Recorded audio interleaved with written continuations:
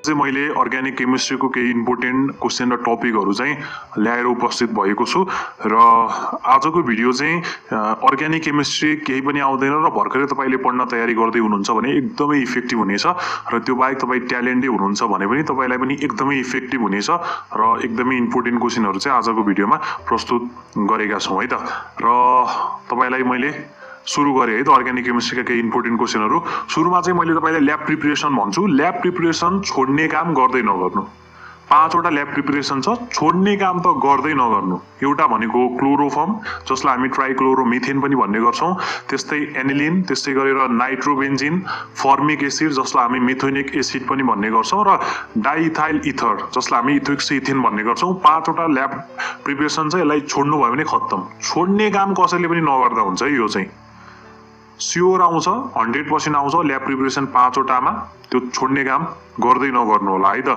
यो lab preparation नछोड्नु होला, एकदमै इम्पोर्टेन्ट छ। त्यसै गरेर अर्को भन्दै छु, identification of 1 degree 2 degree 3 degree alcohol by Victor Meyer method र अर्को भनेको separation of 1 degree 2 degree 3 degree amine by Hofmann's method. योबाट एउटा क्वेशन ढुक्क आउँछ, स्योर आउँछ 100%। ल यो दुईटाबाट एउटा क्वेशन स्योर आउँछ, यो पनि छोड्दै नछोड्नु।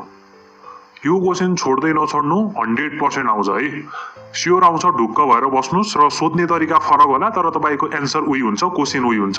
तर तपाईको 1 2 degree 3 degree alcohol by Victor Meyer मेथडमा उही क्वेशनलाई घुमाइ फिराइ सोध्न सक्छ, अथवा separation of 1 degree 2 degree 3 degree amine by Hofmann's मेथडलाई केही घुमाइ फिराइ सोध्न सक्छ। तर आउन चाहिँ ढुक्क आउँछ यो क्वेशन है, स्योर नै हो। त्यसै गरेर अरु केही नेम रियाक्सनहरू छन्, तपाईले त्यसलाई छुटाउनै हुनु हुँदैन। छुटाउनु भयो भने केही नछुटाउनु होला। र करिब यहाँ थोरैवटा नेम रियाक्सन राखिदिएका छौं, त्यो एकदमै इम्पोर्टेन्ट छ। जसलाई सुरुमा छ अल्डो कन्डेन्सेसन रियाक्सन छ, र त्यसै गरी कानिजेरोस रियाक्सन छ, त्यस्तै गरेर पार्किन्स कन्डेन्सेसन छ। त्यस्तै गरेर राखिदिएको छु, दिएको नेम रियाक्सनहरू पढ्नु होला है। र अब अर्को तपाईलाई म भन्दै छु, इम्पोर्टेन्ट रियाक्सनहरू छन् जस्तै तपाईको preparation of alcohol using Grignard reagent. यो एकदमै इम्पोर्टेन्ट छ। यसलाई सर्ट क्वेशनमा नि सोध्न सक्छ, सर्ट नोट्समा नि सोध्न सक्छ, तपाईलाई 5 मार्क्सको क्वेशनमा नि सोध्न सक्छ है। र त्यसै गरी एकदमै इम्पोर्टेन्ट छ preparation of alcohol using Grignard reagent, एकदमै इम्पोर्टेन्ट छ। त्यसै गरेर reduction of nitrobenzene in different medium, यो झन् एकदमै इम्पोर्टेन्ट, छोड्दै नछोड्नु होला। यो तपाईको माथिको ल्याब प्रिपरेसन सँगै जोडेर पनि आउन सक्छ। नाइट्रोबेन्जिनको रिडक्सनहरू डिफरेन्ट मिडियममा गर्दा कस्तो हुन्छ भनेर तपाईलाई माथि ल्याब प्रिपरेसनमै नाइट्रोबेन्जिनकै ल्याब प्रिपरेसनमै जोडेर पनि आउन सक्छ। त्यही भएर एकदमै इम्पोर्टेन्ट छ।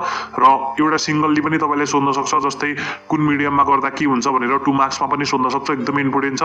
त्यस्तै गरेर अक्सिडेसन अफ अल्कोहल, त्यो पनि छोड्दै नछोड्नु होला।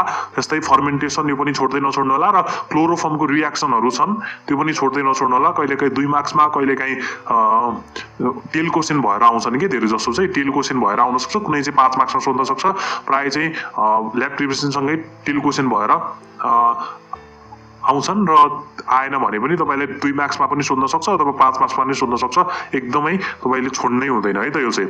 र अरु छन् त्यस्तै टेस्ट रियाक्सनहरू छन्, जस्तै सिल्भर मिरर टेस्ट जसलाई हामी रियाक्सन विथ टोलिन रिएजेन्ट भन्ने गर्छौं। र त्यस्तै गरेर तपाईको 2,4 DNP टेस्ट पनि छ। त्यस्तै गरेर तपाईको अर्को कार्बोलामाइन टेस्ट, एकदमै इम्पोर्टेन्ट धेरै चोटी सोधिएको क्वेशन कार्बोलामाइन टेस्ट, जसलाई हामी टेस्ट अफ प्राइमरी अमाइन पनि भन्ने गर्छौं। त्यस्तै गरेर आइडोफर्म टेस्ट, यो पनि एकदमै इम्पोर्टेन्ट रहेको छ भने nitrous acid test 1 degree 2 degree 3 degree amine test reaction एकदमै इम्पोर्टेन्ट छ। यसलाई पनि सर्ट क्वेशनमा नि सोध्न सक्छ, तपाईलाई भेरी सर्टमा पनि सोध्न सक्छ, 2 मार्क्समा एकदमै इम्पोर्टेन्ट रहेको छ। अब एकदमै इम्पोर्टेन्ट भनेको अर्को कुरा भनेको अर्ग्यानिक केमिस्ट्रीको कन्भर्जन चाहिँ धेरै छन्। त्यसमध्येबाट केही तपाईलाई मैले स्क्रिनशट पनि राख्दिने छु र केही मैले तपाईलाई भन्ने छु। पहिलो चाहिँ हाम्रो 1 ब्रोमोप्रोपेन 2 ब्रोमोप्रोपेन एन्ड भाइस वर्सा भन्ने छ, एकदमै इम्पोर्टेन्ट छ। त्यस्तै फिनिल टु मिथोक्सिबेन्जेन र भाइस वर्सा छ। त्यस्तै गरेर 1 propanol to 2 propanol and vice versa एकदमै इम्पोर्टेन्ट रहेको छ। त्यसै गरेर फिनोल एनिलिन टु अक्सोडाइन, यो पनि एकदमै इम्पोर्टेन्ट रहेको छ। यहाँ भनेका सबै इम्पोर्टेन्ट रहेका छन् है। र मिथेनमाइन टु इथेनमाइन एन्ड भाइस वर्सा, यो पनि एकदमै इम्पोर्टेन्ट रहेको छ, नछोड्नु होला। यो मध्येबाट जुन पनि कन्भर्जन सोध्न सक्छ के, त्यही भएर तयारी आफूले गर्नु पर्यो नि त। युद्धमा जाने सिपाही सधैँ तयारी भएर बस्नुपर्छ, सधैँ तयार गरेर बस्नुपर्छ। युद्धमा जाने सिपाही सधैँ तयारी अवस्थामा रहनुपर्छ भन्ने कुरा चाहिँ हामीले बुझ्नुपर्छ। यहाँबाट जुन पनि सोध्न सक्छ, त्यही भएर हामीले दोहोरो पढ्नुपर्छ। र इथोक्सिइथेन टु मिथोक्सिइथेन एकदमै यो पनि पढ्नु होला। त्यस्तै गरेर इथेनोल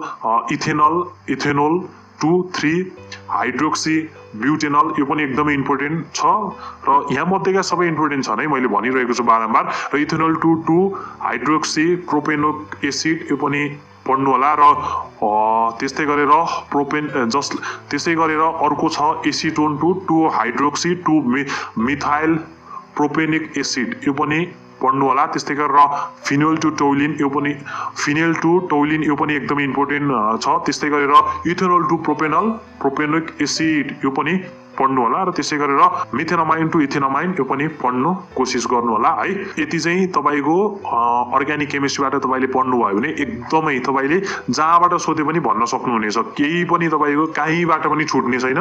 यति भनेको कुरा तपाईले अर्ग्यानिक केमिस्ट्रीमा पढ्नु भयो भने। र मैले फेरि पनि एकचोटि सर तपाईलाई रिकल गर्दिनेछु। ल्याब प्रिपरेसन 5 वटा छन्, जसमध्येबाट तपाईले एउटा पनि छोड्नु भएन। र जसमा क्लोरोफर्म नाइट्रोबेन्जिन एनिलिन फर्मिक एसिड र डाइइथाइल इथर रहेको छ। त्यस्तै गरेर तपाईको भिक्टर मेयर मेथड र होपमेन्स मेथडबाट एउटा क्वेशन स्योर आउँछ, ढुक्क भएर पढ्दा हुन्छ।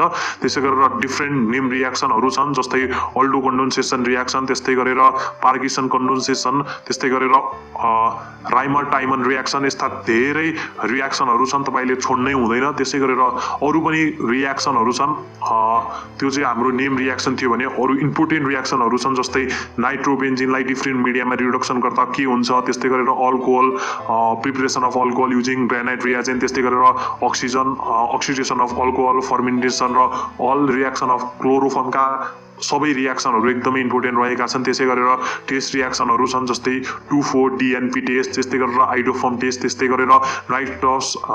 गरेर nitrous acid test, 1 degree 2 degree 3 degree अमाइनहरू रहेका छन्।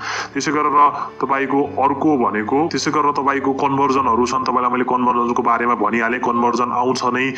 त्यही भएर चाहिँ यति भनेका कुरा तपाईले मज्जाले पढ्नु भयो भने अर्ग्यानिक केमिस्ट्रीबाट कुनै पनि मार्क्स कतै पनि जाने छैन। र यी चाहिँ छोड्दै नछोड्नु होला, जति सक्छ यो भ्याउनु होला। र भ्याएपछि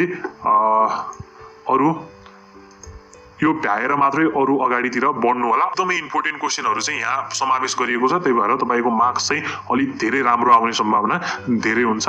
यस्तै भिडियो ल्याएर अन्य इम्पोर्टेन्ट भिडियोहरू ल्याएर फेरि पनि उपस्थित हुनेछौँ। आजको लागि यति नै।